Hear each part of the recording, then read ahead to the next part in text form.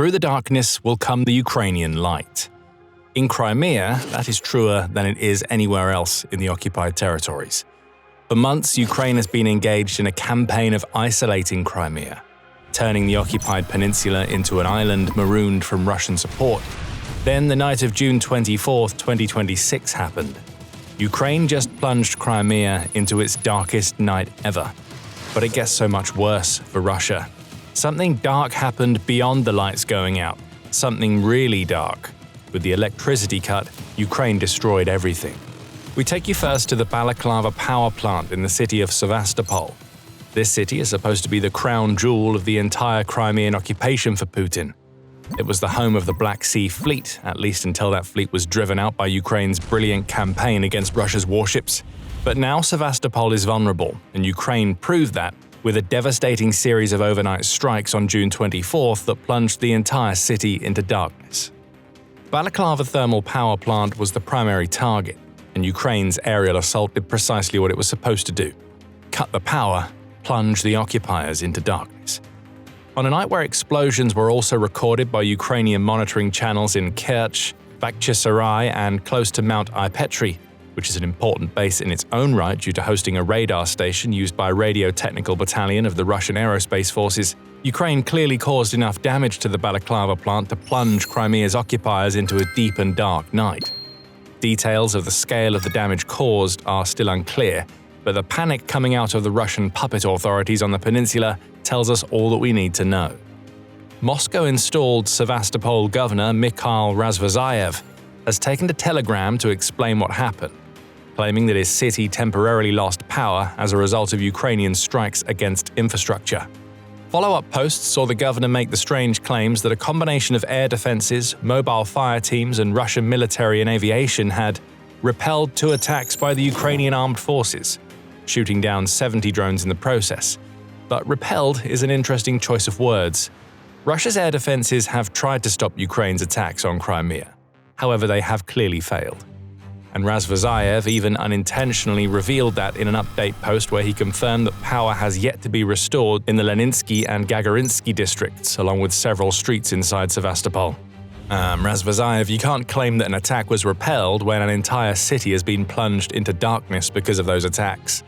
What Razvazayev doesn't say in his Telegram posts is that Crimea was already dealing with power issues before Ukraine's June 24th strike. Rolling power cuts had already been instituted across much of Crimea on June 23rd, which authorities claimed was a preventative measure. What they were supposed to be preventing isn't exactly clear. The Kyiv Independent reports that these rolling blackouts have already affected half of Crimea, and they uncoincidentally came in the wake of a Ukrainian attack on fuel reservoirs stored at the Kerch thermal power plant. Keep Kerch in mind, we're going to be coming back to it. Russian proxy and occupation spokesperson Oleg Kryuchkov explained the situation, stating, "We are seeing almost daily attacks on Crimea's energy infrastructure. There is maneuvering and redistribution of power. Preventative load-shedding schedules have been introduced. If there is an overload in the Crimean power grid, they will be implemented periodically. Everything depends on the situation." Well, the situation just got a hell of a lot worse. A peninsula that largely relies on the Ukrainian mainland for its electricity is being cut off, and Ukraine has just gone after one of the few power stations on Crimea itself to drive the point home. Beyond all of the panic, Razvazayev also tried to cut an inspiring figure for the occupiers that Ukraine has plunged into darkness. "They will not intimidate us with the absence of light. We have lived through worse, and we will stand now as well," the Sevastopol governor declared, as he also meekly told residents that it was probably a good idea to conserve the battery lives of their phones if they wanted to stand any chance of making emergency calls. Oh, the irony. They will not intimidate us, really. From a puppet governor for a regime that has made attacking Ukraine's energy grid, especially during the winter, one of its key strategies for terrorizing Ukrainian civilians and placing pressure on the country's government, this statement rings hollow.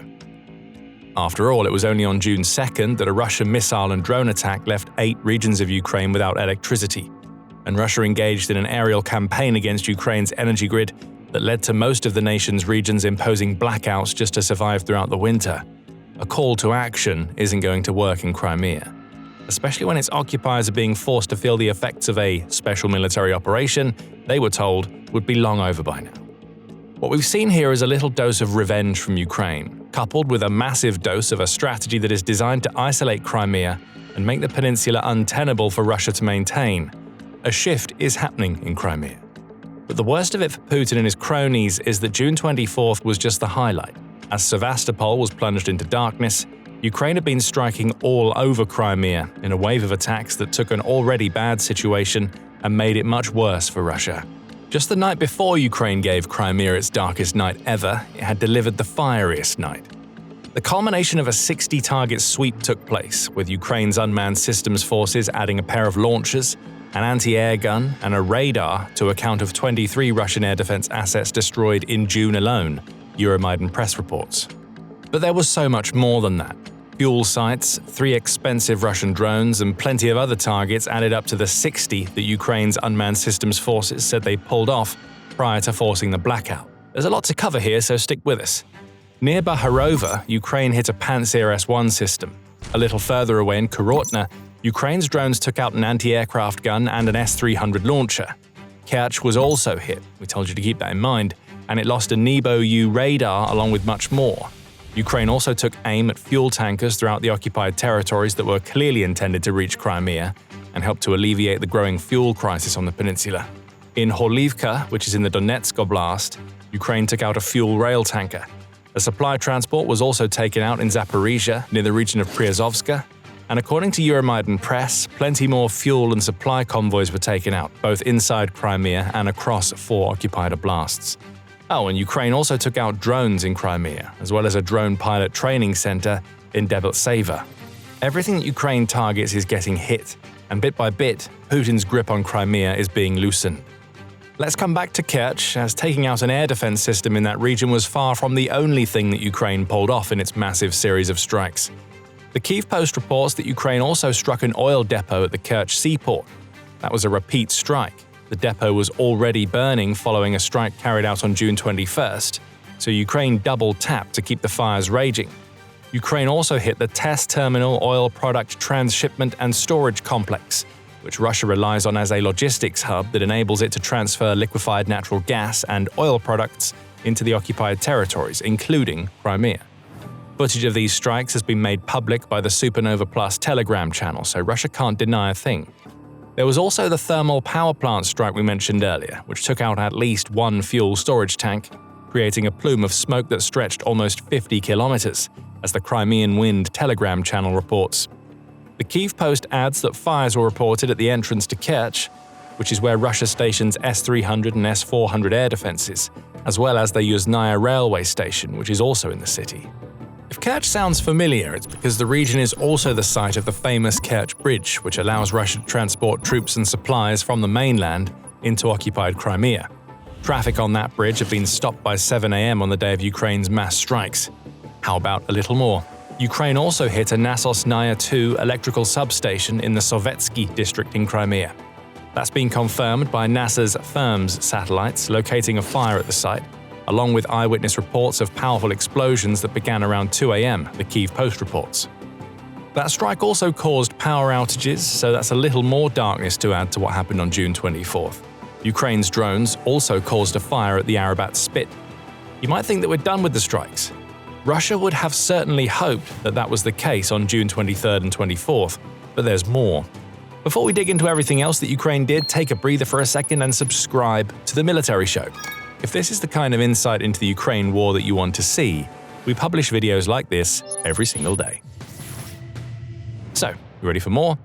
On June 23rd, the Special Operations Forces, or SSO, of Ukraine took to the Threads social media platform to make a big announcement. Sorry, but we have an official and urgent matter here. The railway bridge over the North Crimean Canal in Crimea no longer exists, the SSO said, with more than a tinge of sarcasm. It then teased showing exactly what happened, and it delivered on that promise with a video of the strike that shows that Ukraine's drones have absolutely devastated the bridge. Over and over, we see the view from incoming drones as they strike targets on the bridge. By the end of the attack, one of the bridge's spans had completely collapsed. A railway track that Russia relies on to move supplies into Crimea was destroyed, and once all of this had been confirmed by operatives on the ground, Ukraine also took aim at repair equipment. In addition to striking the remains of the bridge once more, to ensure that Russia wouldn't be able to do a quick repair job to bring it back online. More details are shared by the Kyiv Post.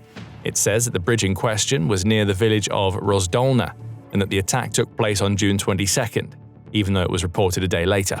So we have a trio of consecutive days of devastating strikes that are all aimed at hurting the Crimean occupiers. Indeed, that's exactly what this strike did. The shattered bridge and rail line were part of the military logistical network that Russia relies on to shuttle supplies, troops, equipment and fuel through Crimea and often onto southern Ukraine. By the way, did we say a trio of days? Make that nearly a week of strikes. This very same bridge had also been hit in the days before the June 22nd bridge strike, along with other Ukrainian attacks targeting crossings that link Crimea to the Ukrainian mainland. And while we're on the subject of Ukrainian strikes over the past week, we may as well report on a few others, not all of which affect Crimea. June 20th saw Ukraine hit the Tyumen oil refinery, which is about 2,000 kilometers away from the Ukrainian border with Russia. We've also seen repeated attacks on Port Kavkaz since June 21st, which is in Russian territory but regularly hosts ferries that transport supplies to Crimea's western coast. A fire was reported at the port and several of the ferries that Russia has been using as makeshift logistical ships were hit. Phew. We've seen Ukraine pull off large strikes before, but nothing like this. In the space of a few days, Ukraine has massively escalated its strategy to cut Crimea off from the occupiers on the Ukrainian mainland, as well as supplies transported from inside Russia.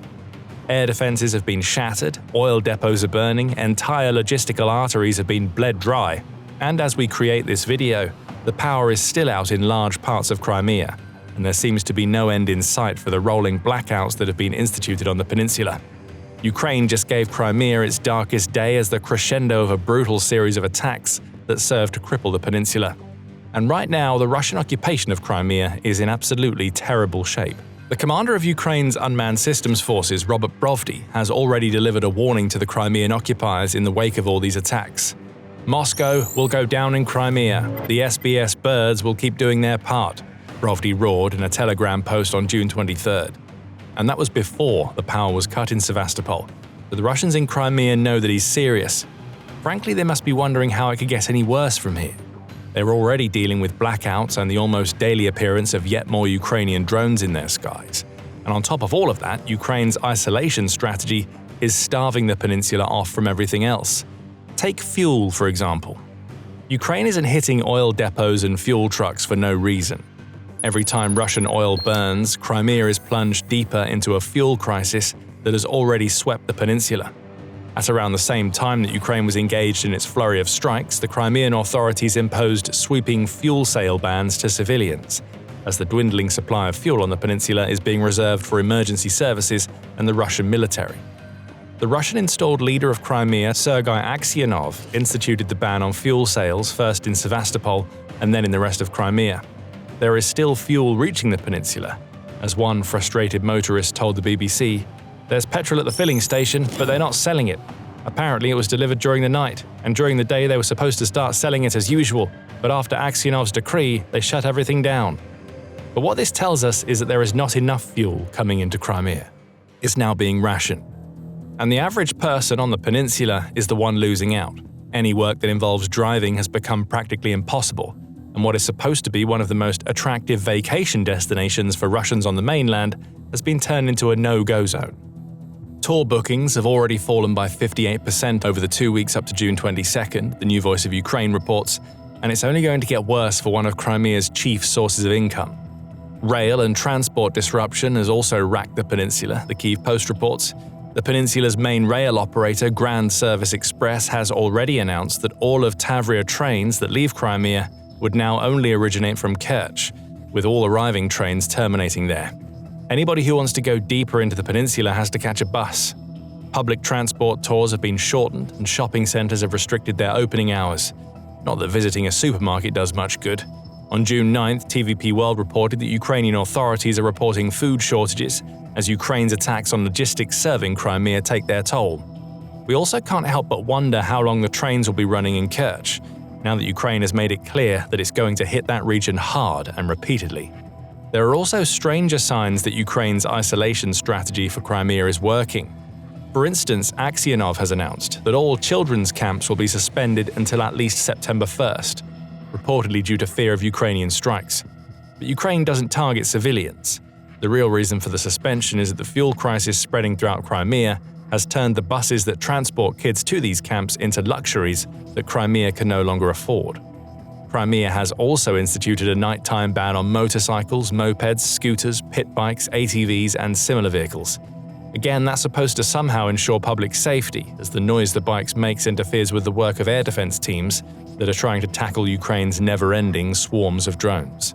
And here's the craziest sign of Ukraine's success in Crimea: air raid sirens have been suspended. Occupiers now receive text alerts and emergency notifications when the drones come, which isn't a great strategy when rolling blackouts are making phone charging difficult. Oleg Kryuchkov, who is the advisor to Aksionov, says that using air raid sirens would create a madhouse on the peninsula. Why? Because they would be sounding for 22 hours per day, including 7 or 8 times at night, making it impossible for the occupiers to live what remains of the lives they've tried to build on the peninsula.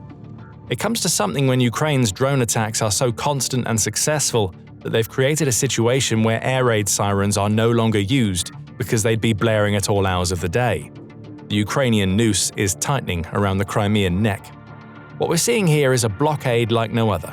Surrounding territory to prevent supplies from getting in or out is hardly a new strategy.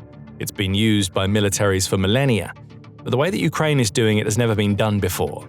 Drones in their thousands are crippling Crimean logistics and leaving the peninsula a sitting duck for strikes that Ukraine now appears to be able to carry out at will. Ukraine set up all of this by methodically weakening Crimea's air defenses throughout 2025 as it developed the middle strike drone technology that enables the strikes that are now targeting Russia's logistical arteries that serve Crimea. We're now seeing the culmination of all that hard work. On June 24th, Ukraine gave occupied Crimea the darkest day in its 12-year history. In the days leading up to that, it gave Crimea the fieriest days it's ever experienced. But as Brovdi says, much more is coming. The dark days are going to become pitch black as Ukraine's drones fill the skies. And the light will only come back to Crimea when Ukraine's job is done and the isolation strategy results in occupiers abandoning Crimea in droves. Putin's Crimea is over, and there is nothing he can do to stop it. What was once Putin's prized conquest is now being turned into such a strategic liability that it won't be long before Russia has to admit that keeping hold of Crimea is more trouble than it's worth. Ukraine's strategy is genius, devastating, and you can learn a lot more about it if you watch our deep dive into how Ukraine is isolating the peninsula and setting up for the de-Russification to come. And if you enjoyed this video, remember to subscribe to The Military Show as we track Ukraine's strikes on Crimea and the occupied territories. And thank you for watching.